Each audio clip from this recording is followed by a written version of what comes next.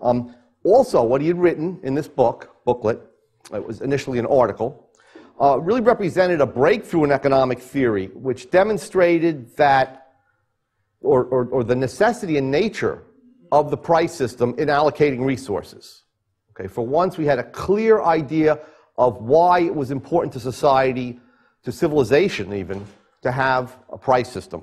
And third, he presented what I'll explain later as a theory of economic calculation, okay, which demonstrates basically how the qualitative data of subjective values, which are individual and subjective to each individual, how they are transformed into the cardinal data of objective prices that we see all around us, so that entrepreneurs can calculate profits and losses. How is this transformation brought about? Well, Mises shows this.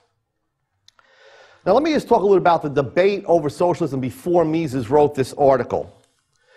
The debate was started with utopian socialists, who are at the top, Charles Fourier, Henri Saint-Simon, two Frenchmen, and then I believe a Scotsman named Robert Owen.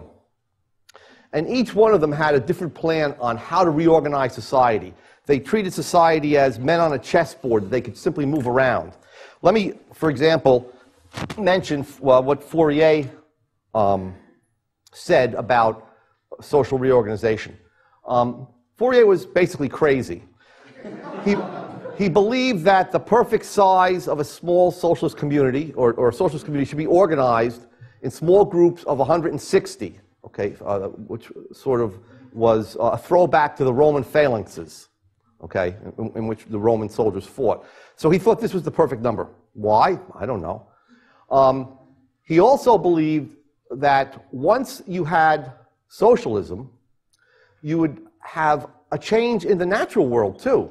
Okay, socialism was going to be productive, not only going to be just, but much more productive than capitalist society.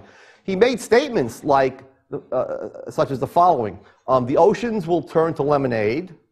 They said that. Chickens already roasted would fly into people's mouths, and the lions would allow you to ride them. Okay, so he was nuts, and the others also had these ridiculous schemes to transform human society as if it was clay, to just mold it into something that was patterned after a vision in their fevered brains. Well, it was pretty easy for the classical economists to smash this nonsense. Remember, they were not perfect, but they did have the law of supply and demand, and they were able to show that the proposals put forth by the utopian socialists would fail. And one of the things that they pointed out was the so-called who will take out the garbage problem. In other words, if everybody gets compensated according to their needs, okay, and works according to their ability, then who would have an incentive to do the dirty jobs, to have to get up early and take out other people's garbage, or to go down deep in coal mines to mine coal and bring it to the surface? Who would do the dirty, dangerous, unhealthy jobs in society? The utopian socialists responded, well, there'll be a new socialist man. Okay, you know, this guy swimming in lemonade and eating chickens. this guy, okay, which was a pretty poor response to all of this. That this new socialist man would develop and would not work any longer for profit, but just for the satisfaction of working for his fellow men and women. Both sides, by the way, believe that if the incentive problem could be solved, then capitalism, or rather socialism, could be as productive as capitalism. That wasn't debated. The rest of the debate took place on justice, whether it was just or unjust for society or the collective to seize the private property in factories and machinery and so on. Now, Karl Marx comes onto the scene, a so-called or self-proclaimed scientific socialist. And what Marx did was a brilliant rhetorical ploy. Okay? What he said was the following. He knew the utopian socialists were nuts and they were doing harm to the socialist cause. And they were just, their schemes were just laughable. So what he said was the following. No one can predict what the future state of socialism will look like. To try to do so means that you're unscientific. We can't debate about what it's going to look like. Why? Because it's going to come with the inevitability of the laws of nature. Just as the feudal society replaced the classical slave society of Greece and Rome, and just as the industrial society of capitalism replaced the feudal society, so will in the future the socialist society replace capitalism, and then eventually we would have full communism. But we can never ask about the next stage. It's just not worth arguing about because it's going to come about in any case, no matter what we say. Right? So he shut everybody up because nobody wanted to be called unscientific. And that's where the debate stood before Mises. And what Mises did, as we'll see, was to question the the implicit assumption that, well, if you could solve this incentive problem of who takes out the garbage, socialism could work. It could be as productive as capitalism.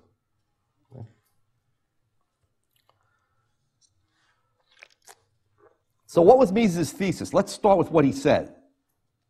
Mises said and meant that a socialist economy is impossible. Okay? Use the word impossible, actually the German equivalent of impossible, which I can't pronounce, so I won't try to say it and embarrass myself. But his thesis was this, that the rational allocation of resources, of deciding what to produce, how to produce, where to produce, how much of all goods to produce, that rational allocation of resources is impossible without economic calculation using actual market prices. And he went on to say, socialism abolishes the economic or the foundations of economic calculation, okay, or the institutional preconditions of economic calculation. Economic calculation can only take place with certain social institutions in existence. And what were these social institutions? Mises enumerated them. He says, first, there has to be private property, not just in consumer goods, which most socialists were willing to agree to, but there also has to be private property in capital goods, in all orders of producer goods, meaning all natural resources as well as all capital goods in every stage of production. Secondly, there had to be a complete freedom to exchange all types of goods and services so that you do have prices. And third, there has to be sound money, okay, a money whose value is independent of political influence. Now look at what does socialism do? Okay, there's actually a great book that was written on socialism in the 1860s by an economist who was sort of sympathetic to socialism. His name was Albert Scheffler, and it was called The Quintessence of Socialism. And he went through all the plans of the many socialists. And he came to the conclusion that the one thing that unified all these plans was a hatred and a desire to abolish private property. Okay? And that's exactly what socialism does, right? It collectivizes all the means of production, all the non-human means of production, meaning all the capital goods and all the natural resources are owned. They like to say collectively, but we know they're owned by a monopoly called the state. So they want to concentrate ownership into one entity called that we call the state. Now, if you do that, if you have one entity, okay, one monopolist that owns all the factors of production, can there be any exchange? Mises says, of course not. The owner can't exchange with himself. If there's no exchange, there's no market prices.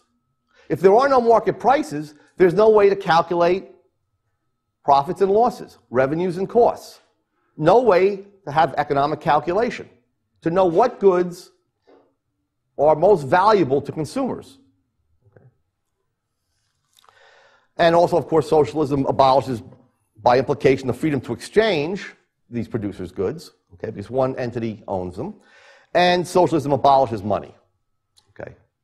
They do have what might be called a form of money, vouchers for consumer goods that you get when you work. The worker does get paid and can purchase consumer goods, and there are, in some sense, prices in terms of this pseudo money for labor, but there are no prices for anything else.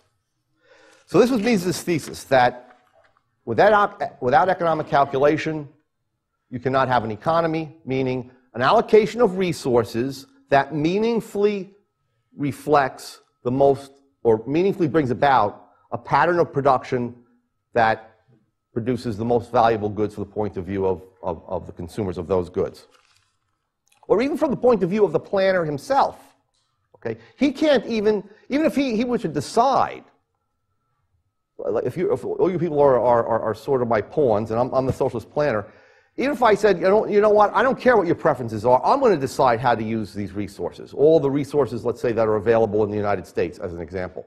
I wouldn't know how to bring about the complicated allocation of these resources in a way that even satisfies my most valuable ends. Okay, and we'll talk about that in more detail. So let's cut right to the chase, and let me show you what I mean when I say that socialism cannot calculate. And then we'll go back over some other aspects of Mises' argument and look at the Soviet Union. Okay, here's a typical problem that a socialist planner might face. Now, forget about the handwritten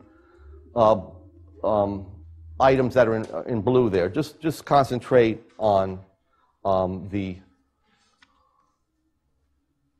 what's typewritten there. Okay, this is a production function for an automobile.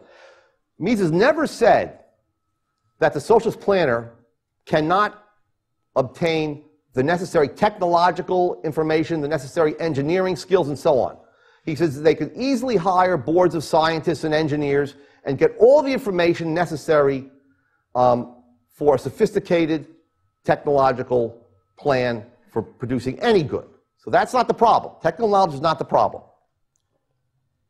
So let's say the socialist planner is deciding whether or not to produce another automobile plant and to produce a batch of additional automobiles with a certain amount of inputs. And he knows these inputs from his scientists and engineers. He knows that for any given automobile, it takes P tons of steel added to Q hours of machine time, plus R hours of unskilled labor, and then a certain number of hours of engineering labor. Let me put the suffix for the people in the back. And then T square feet of factory space, certain amount of kilowatt hours of electricity, and then V hours of managerial labor. And of course, there are many hundreds of other inputs that go in. I'm simplifying enormously here. And you come out with one automobile. Okay, so he knows how to produce the automobile, as well as GM. Well, GM doesn't know how to produce automobiles, but as well as any company in a capitalist economy can produce. Okay, from the technological point of view. The question becomes that he has to ask himself and answer: should he produce these automobiles? Should he produce the automobiles or not? In other words, all of these items, these inputs, are scarce. Steel is scarce. It can be used in bicycles and construction. The same is true of machine time and all the different types of labor that's needed. They all have alternative uses that can yield valuable products. Okay?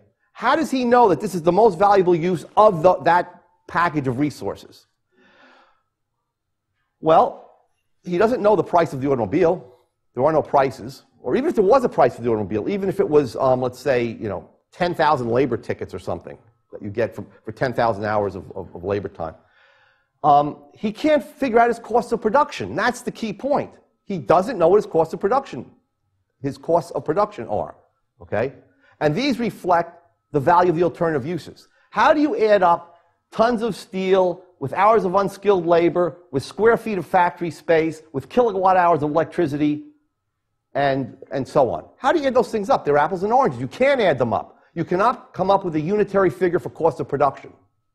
So you're completely blind as to which to produce, okay? As to whether or not to produce this at all. But also, we know that not only are there's 70,000 items in a typical supermarket, okay?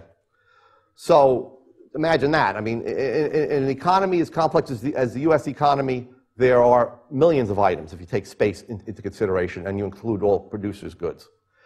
So all these things, most of these things can be used in a multitude of alternative ways.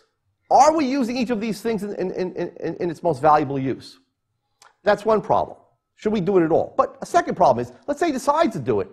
Well, there are many, many ways to produce any given good, many different technologies. And now you can look at hours of machine time. Let's say you can produce it as a Japanese plant might produce it. That is, you don't just use Q hours of machine time, you add A amount of hours. That is, you turn it into almost a completely robotical plant, okay, with robots assembling the automobiles. And you subtract unskilled labor, okay? You subtract B, unskilled labor. Is that a good technical decision? Is that going to lower your cost? You don't know, right? It depends. It depends on scarcities of labor, scarcities of the substitutes for labor, and so on. Let me give you a personal example. I have a friend who I've known since childhood who married a cowboy, actually, a real one, from Montana, and moved to Montana, and lives on a big ranch there. And one day, we were talking on the phone, she called me up, and she said, I'm getting a new house. I said, oh, you're moving off the ranch? She said, no, we're having a new house shipped in. I said, what do you mean? She said, well, the other house is too small, so we're getting a 5-bedroom house. I said, yeah, but that's not the part that I don't understand. The part that I don't understand is, where's this house coming from? She says, well, people in Montana don't have the houses built on site. They have them built in factories in Nebraska, shipped on railroads and then on trucks to the site and then assembled. Well, why would that be? Well, she says it's much cheaper that way. So why is it much cheaper that way? Well, because there's about 10 people in Montana, right? So labor is very scarce and the price of labor is high, and you need those guys for the cattle drives. And she actually has been on cattle drives, does have them, and so on. So what do? You use a lot more machinery. You use a lot more capital goods. You use a big factory, and you use a lot of railroad capacity and truck capacity. And then use a few guys on site, because they're so expensive, to assemble that.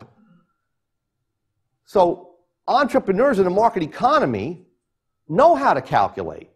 Okay, now, would some Russian planner ever figure this out? That you should build the house, I don't know, I don't even know where Montana is, but let's say 1,000 miles away in Nebraska? There's no way that seems intuitively correct. But intuition isn't enough. You need economic calculation. Which brings me back to the example of this. At every moment in time in a capitalist economy, everything has a price because everything is exchanged. So steel has a price, unskilled labor has a price, electricity has a price, everything has a price. So the entrepreneur has no problem with calculating his costs of production. So let's say the automobile sells for $21,000 and the cost of production is $18,000. What that tells us is that the alternative uses of those goods are less valuable than using it as an automobile. Okay, not only is that what it reveals, but it also gives the entrepreneurs an incentive to go ahead and build that automobile. Now, remember, entrepreneurs react, and we'll talk about this in my lecture tomorrow for those who attend it, on entrepreneurship. Entrepreneurs react not to present prices, they react to future anticipated prices. Can entrepreneurs make mistakes? Well, yes, GM made a big mistake. Okay, GM has lost billions and billions of dollars, so has AIG, and so on. I mentioned that in my lecture yesterday. So it might be the case that the price of this automobile does not turn out to be $21,000 because that price is only anticipated.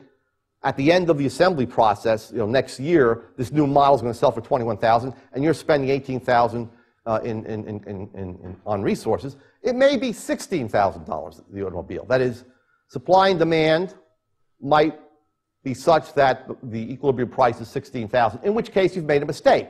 But at least you understand that you've made a mistake. A socialist planner would just go on and produce the automobiles and not know whether or not a mistake has been made. Okay? So in this sense, socialism cannot calculate.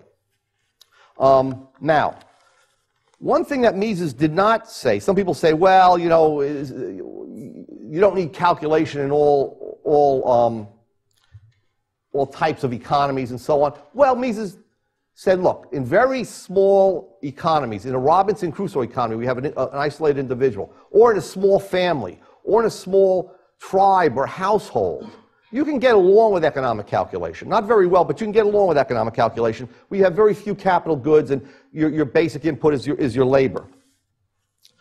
And let me see if I have, yeah, here's an example of what I wanted to show you. So this is Robinson Crusoe's value scale, okay? He has 16 hours of labor. That's really the only scarce good on this island that he needs to conserve, okay? And he's going to use it in chunks of 4 hours. So let's say he ranks the goods that he can obtain for 4 hours in the following way, okay? Coconuts, fish, okay? 4 hours of fishing will yield him 2 fish.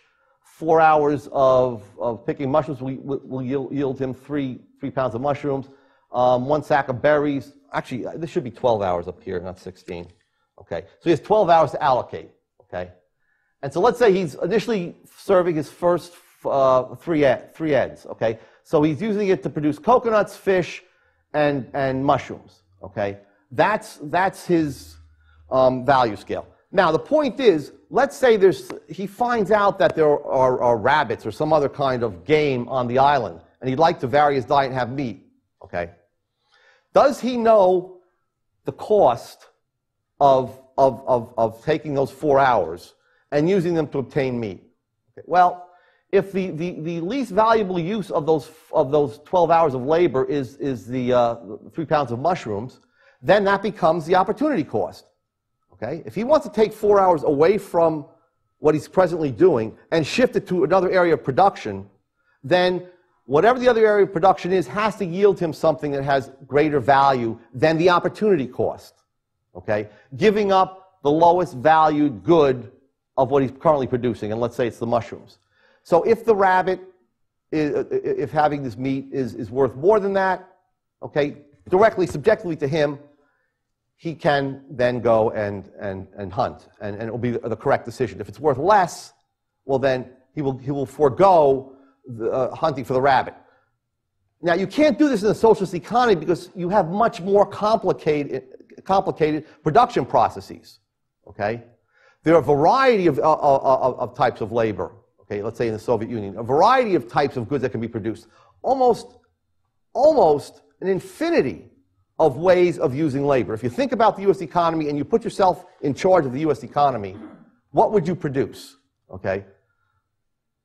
There are so many different ways to combine the different resources that are available in the U.S. economy, the millions of different goods, and you don't have prices to guide you because you're the sole planner, you're the owner of all this stuff, you would not be able to make a rational decision. This is Mises' point. Mises' point is that outside the simple household economy, if you do not have economic calculation, you are like a man in a desert without a compass. You don't know which way to go. And this is why, of course, the Soviet Union collapsed, okay? And other centrally planned economies. I'll get to, we'll talk about in a moment why the Soviet Union actually lasted for 70 years or so. So to go back to Mises' point, he concludes that a socialist economy is literally impossible because it cannot calculate the opportunity cost of production and investment decisions. Okay? As I've shown you with the automobile example. Let me give you an example of the Soviet Union. There was a famine that struck the Soviet Union in the 1980s. And yet, there were tractors that were rusting in the fields of grain that was unharvested. Okay? And there were empty silos. So you had a lot of the goods available, right? However, there were no laborers, because they were being employed in factories that were producing more tractors, which were sitting and rusting in the fields. Okay? So because of this, it's a machine that turns but to no effect. They kept producing steel that they kept adding in. The CIA, by the way, thought that the Soviet economy was a powerhouse. And I mean, but what they were doing was they were adding up things like rusting tractors or tractors they were producing that had no use, or just steel that was piling up unused, and they were adding it into their gross domestic product or their gross national product at the time. Okay, but these things are just a complete waste of resources. Right? Now they had something called gross output planning. This is the way they tried to plan the Soviet economy. Let me see if I have the word written out for you. The planning agency, there. Okay, planning agency was Gosplan, and they had a technique called gross output planning. And what this was the following. What they did was they set, for each industry, quantitative targets. There was no price data, so they set quantitative targets. You had to produce so many chandeliers. You had to produce so many tractors. You had to produce so many building nails, and so on. And then each industry had its own minister then that assigned the individual firms in that industry a gross output target. Now, if you met the target or exceeded it, you got a bonus. If you didn't meet the target, you got an all expense paid vacation in the gulag. Okay. But you didn't want to exceed the target too much. You didn't want too big a bonus because it was based on a system of mutual lying, of course. Because if you exceeded your target by 20%, what do you think would happen to your target next year? Go up by 20%. I mean, either way, you're going to the gulag. Because eventually they're going to, so you got to lie. You can't be too greedy and get your bonuses right away. Okay, even if you could exceed it by 20%, you might only exceed it by 2 or 3% or something like that. Okay. What was interesting was that there was a shortage of roofing nails that was widely reported. That is, there were a lot of houses that were built in the Soviet Union and commercial buildings that had no roofs on them. The reason was that the nail targets, the building nail targets, were stated in terms of tons. So what's the easiest way to fulfill your target? Make very big nails, okay? Roofing nails have to be small, all right? So there was a joke, a cartoon in one of the Soviet newspapers I try to reproduce here. Okay, this is the commissar. You know, he's got one of those furry hats on it the Russians wear. Okay, this is the manager of the plant. This is a train. This is his output for the year. Builds this giant nail and says, "Well, comrade, I met my target," because that was the cheapest way to meet your target, the easiest way to meet your target. Okay. There was also the Nikita Khrushchev, the Soviet premier in the 1950s into the early 60s, made a very cryptic remark attacking the chandelier industry during one of his economic speeches. And it turns out, with a little more digging, they found out that the chandeliers were being made very heavy, with a lot of lead in the glass and so on. And they were pulling down the ceilings of they call dashas, the houses on the Black Sea that the party apparatchiks got to live in, and killing a lot of the comrades because they were so heavy. And that, of course, was not a good thing, and so Khrushchev was chastising these people for that. But of course, even if they then tried to introduce quality considerations, it's very difficult to introduce quality considerations into all of this. Because then you have so many dimensions for the plan that it becomes very hard to figure out if the guy's actually meeting it or not. Okay, so you had this crazy, situation in which the wrong things were being produced. You had mutual lying. You had buildings being unfinished, and so on. You had women in Russia, small women, petite women, and children didn't have any clothes, or they had to wear clothes that were too big because it was in terms of yards of cloth. The target for clothing. So big Russian women were, easily fitted, okay, plus size.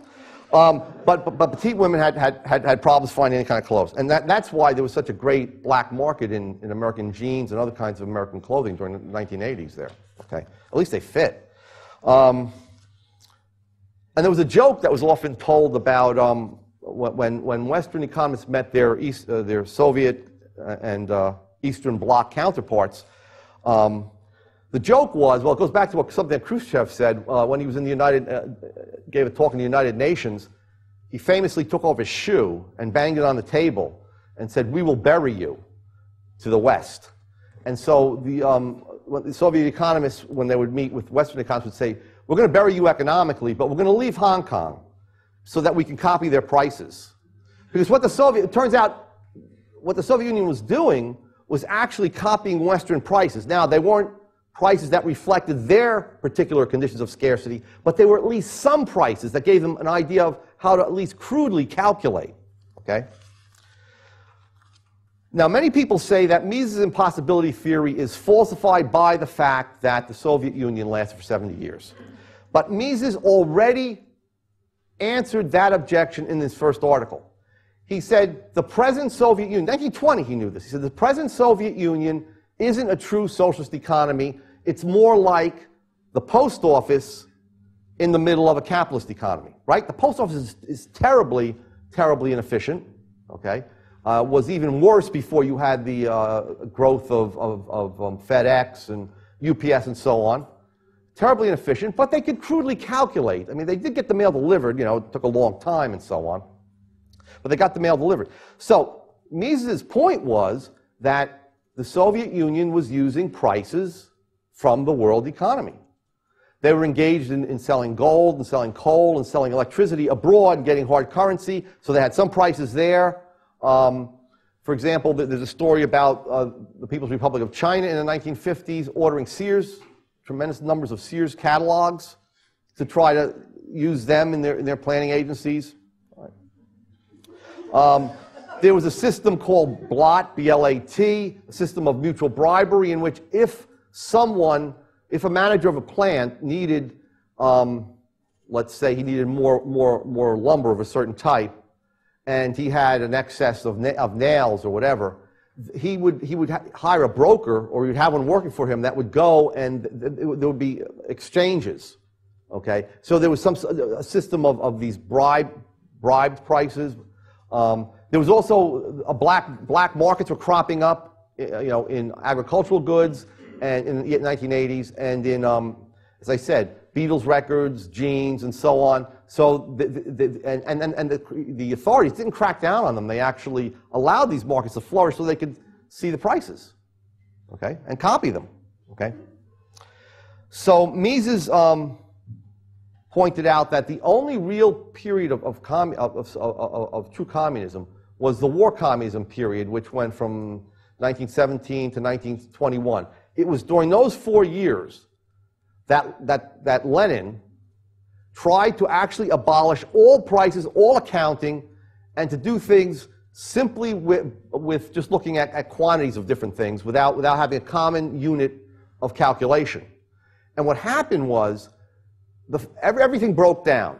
The cities were emptied out, just like they were under Pol Pot in Cambodia, because what happened was that there wasn't any firewood left. So people began burning their furniture, then parts of their house. And you know, all the stores didn't have any food. So the economy degenerated into what socialism will always degenerate into. Small tribal economies, basically people grouped together, getting out of the cities, just preying on the countryside, trying to find wild game or expropriating what farms were left and so on. So socialism basically devolves into a capital-less, having absolutely no capital. They destroy all their capitalism, all their capital, because they can't calculate what capital goods to produce, which ones to allow to depreciate and not produce anymore, and so on. Okay. It was at that point that Lenin reinstituted what's called the new economic policy, in which he allowed private property in small plots of land and in small retail outlets and so on, to get the economy moving again. So it was a movement back towards capitalism.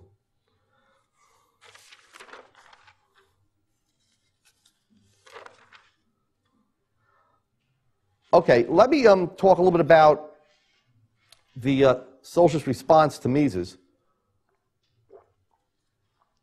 argument.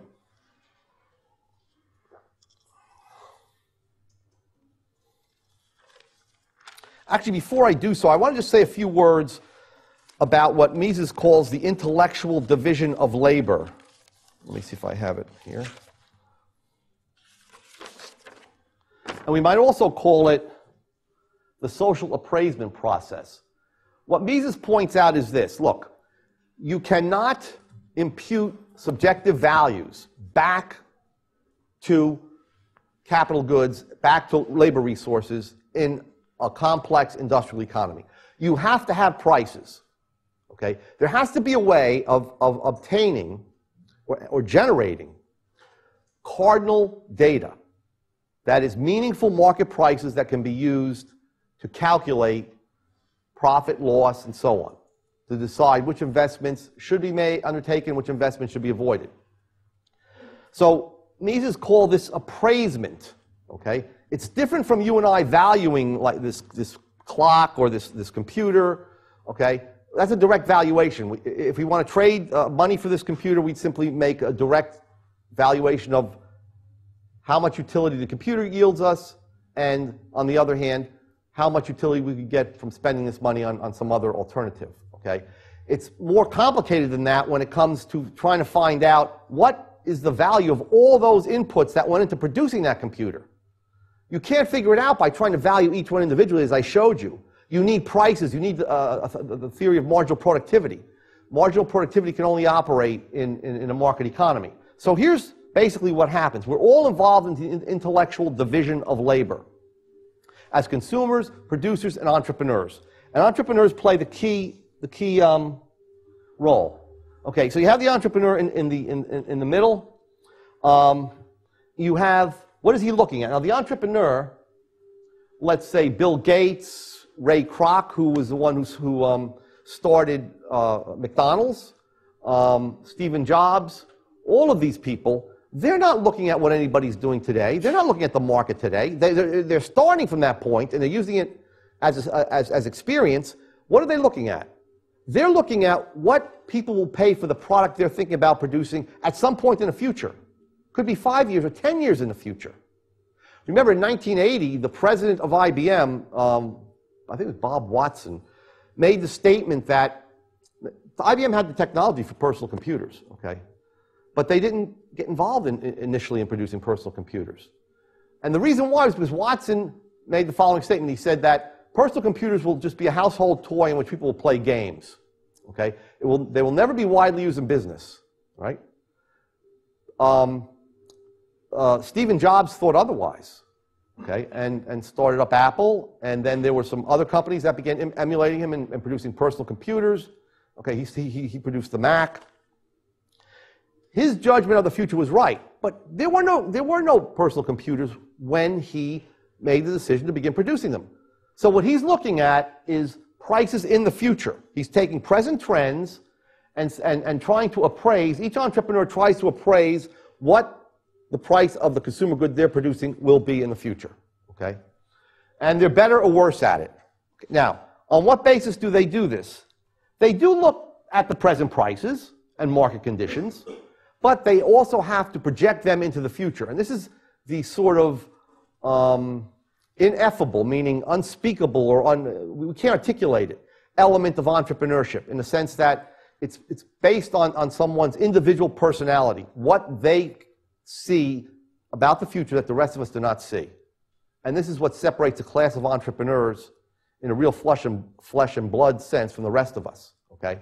They're better at appraising prices of different goods, some of which do not even exist today in the future, than the rest of us, okay? But then what do? They have to have resources.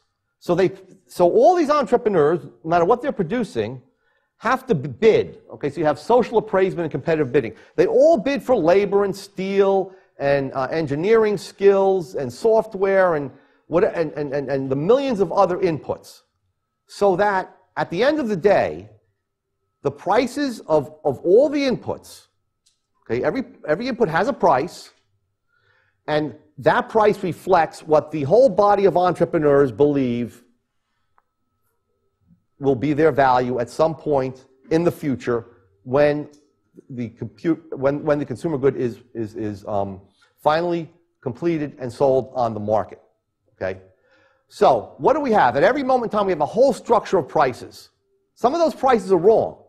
Some entrepreneurs Those that run GM, AIG, and so on will have made mistakes and will go out of business or will have to cut back tremendously. Others will be able to expand their business, will be able to buy up other businesses, and so on.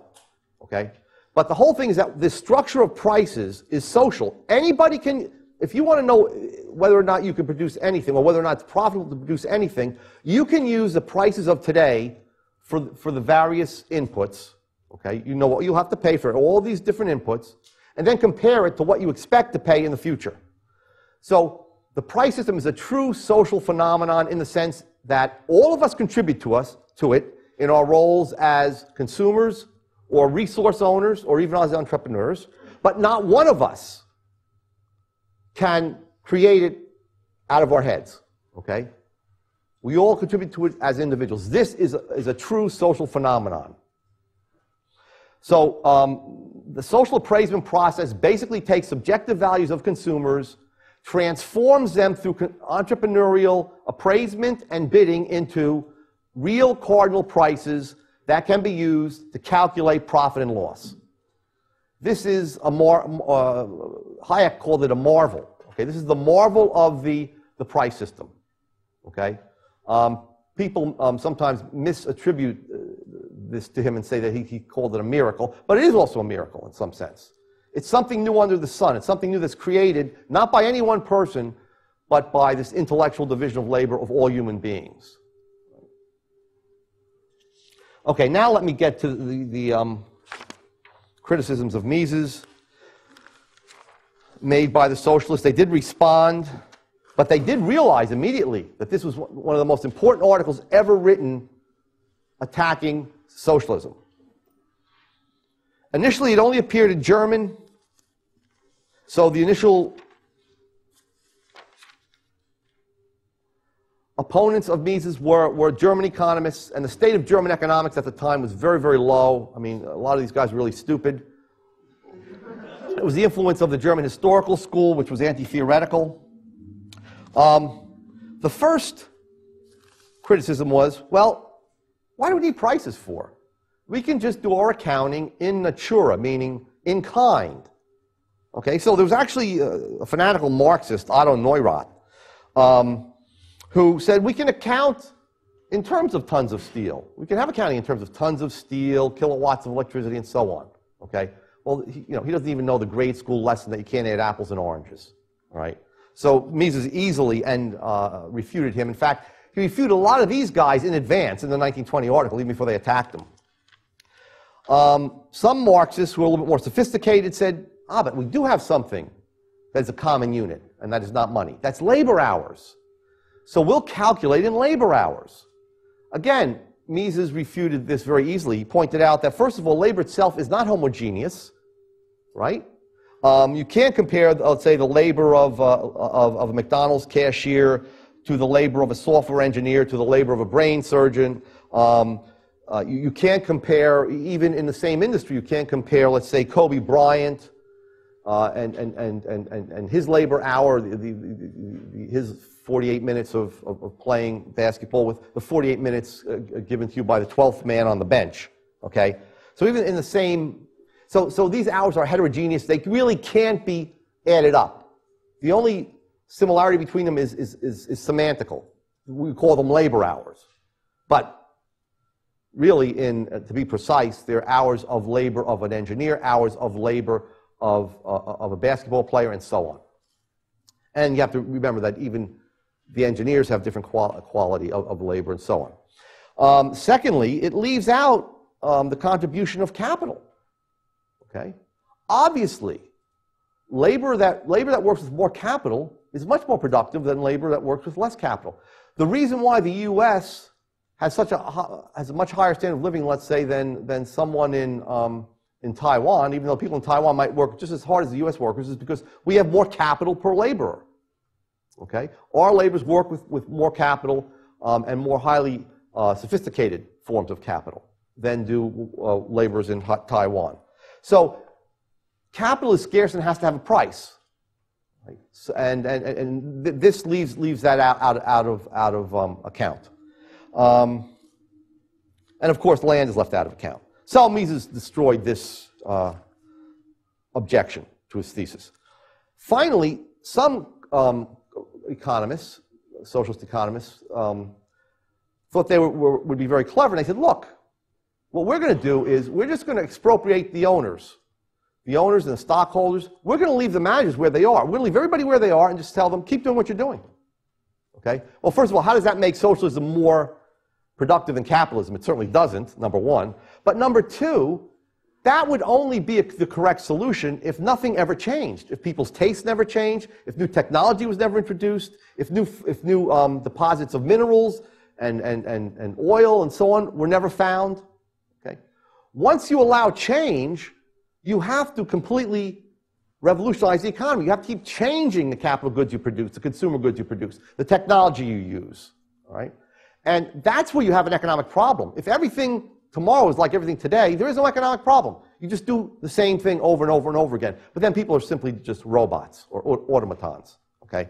So this whole idea that you can just do what capitalism does, but we can take away the unjust income from the stockholders and the owners and so on, that's nonsense.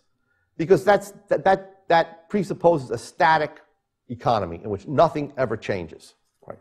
So Mises completely destroyed the early critics of his position. Right? The more sophisticated critics were the neoclassically trained economists, some of whom were socialists, but they were neoclassical economists also, who responded in the 1930s after his article was translated into English and put into a collection of works criticizing socialism that was edited by F.A. Hayek, Mises' follower. So there are a number of economists that proposed a mathematical solution to the problem of economic calculation. In fact, this was actually proposed before Mises wrote by two mathematical economists, Vilfredo Pareto and Enrico Barone, neither of whom really were socialists. And basically, they came to the conclusion that, yes, if you had a very small economy, you could come up with these equations of supply and demand for each economy, where supply and demand depends not only on the price of the product, but on the price of all products. So it's a system of simultaneous equations that has to be solved. In the pre-computer age, it was very time-consuming to solve these systems. Okay, but so in the late 1800s, these two mathematical economists came up with this, and I wanted to give you the statement that one made. Let's see if I have it here. Yeah. This was Enrico Barone in 1908, 12 years before Mises wrote, and 22 years before these neoclassical economists came up with this. He said, but it is frankly inconceivable that the economic determination of the technical coefficients can be made a priori in such a way as to satisfy I'll read from here, the condition of the minimum cost of production, which is an essential condition for obtaining that maximum to which we have referred. This economic variability of the technical coefficients is certainly neglected by the collectivists, but it is one of the most important sides of the question Pareto has already very clearly shown in one of his many ingenious contributions to the science. It is on this account that the equations of the equilibrium with maximum collective welfare are not soluble a priori on paper. That is, you have to solve it by the market. And what he meant by the coefficients is the differences in technology that could be used. So it was already refuted even before Mises. Okay, but basically, these other British economists came up with this solution. And other economists came up with something called the trial and error method, which was a little bit more sophisticated than this solution. And they were, three were, one an American management theorist named Fred Taylor, a Polish neoclassically trained socialist named Oskar Lange, and a British economist named Abel Lerner.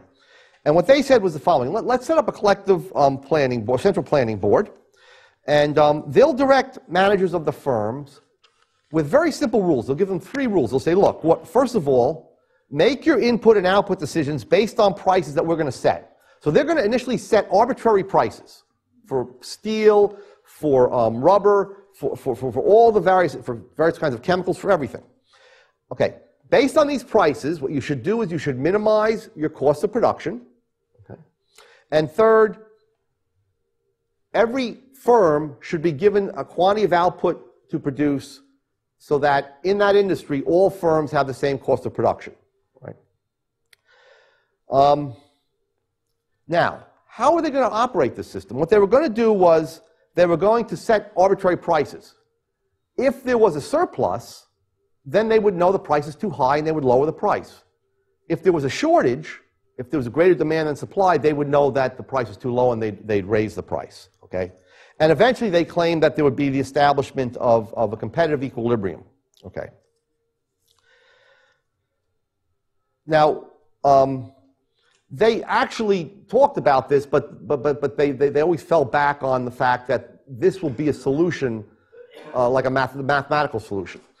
And the first people who attacked this were followers of Mises, Hayek and Lionel Robbins, a British economist. But first of all, remember, with the mathematical solution and with this sort of false competitive solution that they're proposing, they were retreating from their original claim. The original claim was socialism will be more, not only more just, but more productive than capitalism. But they're already saying that we need prices. They're already admitting we need prices, whether they're generated mathematically or they're generated by this process of this sort of game that you're playing with telling managers to do certain things when you make up these prices. They're still made up prices. They're not real prices. It's like a child's game. Okay. So here's what Hayek and Robbins said. They said, first of all, the economic data that they need for their equations is so spread out that it will be extremely time-consuming to get it to the planners, to put into their equation systems and solve it, okay? And they'd have to solve it by hand, of course. But secondly, some of it is not even able to be stated statistically. Some of it's just tacit knowledge that's in the minds of the various producers, in the various entrepreneurs. Stephen Jobs couldn't explain to a socialist planner why exactly a personal computer or a Mac will be useful to the consumers and so on, or to business. Okay, you need more than statistical data. You have to talk to all of these people, and that would just be impossible. Also, even if the data were collected, if you get everything, the system of equations back in the 1930s could not be solved because there was no computers. Okay. And even if you could solve the system of equations, it would take so long that, let's say you solved it after a year. By that time, everything has changed, and you need to collect new data. So that was the first response. Okay, the market socialism, and one other thing Hayek said about market socialism is the following. Okay, if you want to play with these prices and not solve the equation system, but tell managers to just adjust to the prices that you're raising and lowering, keep in mind that these prices, how often are you going to change these prices? The market changes prices every moment. Okay? Prices change every moment. How many times a month is it going to be feasible to change these prices? How long is it going to take you to collect information on whether there's a shortage or scarcity? Right? So, first of all, you're not going to be able to change the prices as frequently as the market, so you're always going to be behind the market. The prices are always going to be wrong in relation to market prices. But secondly, the price changes would not embody all the information, because there's all this other information out there that you need to change prices. What about the fact that, if someone is inventing something new that's going to substitute for steel, you should begin lowering the price of steel now. Okay? You don't know about that until the guy's actually invented it. Whereas the market picks that up right away as people start shifting to this new invention. So that was Hayek's response. And Mises gave an even more fundamental response to the socialists that really crushed them. He says, let's assume the director knew everything.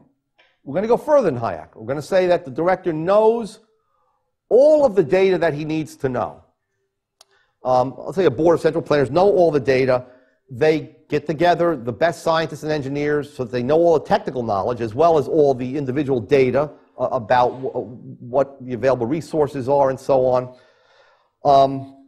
Even if he knows that, remember, anything that exists today exist because of what? All the buildings, all the factories, they exist because people made decisions to build them years and years ago. Many of those things that exist today are not correct. Many of the plants that were built by GM should not be in existence had they been good forecasters. But the market economy realizes that, and then these plants begin to just be vacated and then allowed to turn into scrap or whatever. But in the case of socialism, Mises points out, you're just going to just use that as data today and just reproduce everything. Okay? There is no way to change what you have today to the more valued state in the future. Because remember, you're always looking towards the future. What are consumers going to want in the future? So you need profits and losses. You don't just need prices. You need to be able to calculate profits and losses to determine how to change, not only how to produce consumer goods, but how to change the capital goods that are in existence today. There is no guide for the planners with a mathematical solution about how to change your capital goods. That's taken as given and it's put into the equations. Okay? But they're the wrong capital goods. Many goods should not have been produced. A lot of the railroads should have been laid. A lot of, many planes, there's overcapacity in the airline industry. So many planes, given what's happening today and in the future, shouldn't have been produced. Okay? But you're going to take the planes that exist and put them into the equations. It's going to give you a result that's not optimal in terms of the quantities and prices. And then Mises also said, and I'll quickly here, that what if, on the other hand, you knew the future and you wanted to get to the future? Even if you know the future state, you still don't have profits. Now, the reason why you don't have and profits is what drives the economy towards future efficiency and so on, or towards production that's efficient from the point of view of consumers. Mises basically said that the distinctive mark of socialism is not one of lacking knowledge, but it's one will acting. Only one will acts. When one will acts, one person owns everything, that person cannot generate a real price system. And that's the key. A real price system with meaningful prices. He called the market socialism, he says it's a contradiction in terms. If you have socialism, there can be no market. If you have a market, there cannot be socialism. And he said it's a child's game. He says you may, instead of playing with prices, raising them and lowering them, and without having all the information and everything else, without knowing what capital goods you should be producing, is just like picking them out of a hat. Okay, it doesn't change anything because who is setting the prices? In any situation, it's one person setting the prices. There is no true exchange setting those prices, and that's the problem with market socialism. Okay, I will end here. Thank you.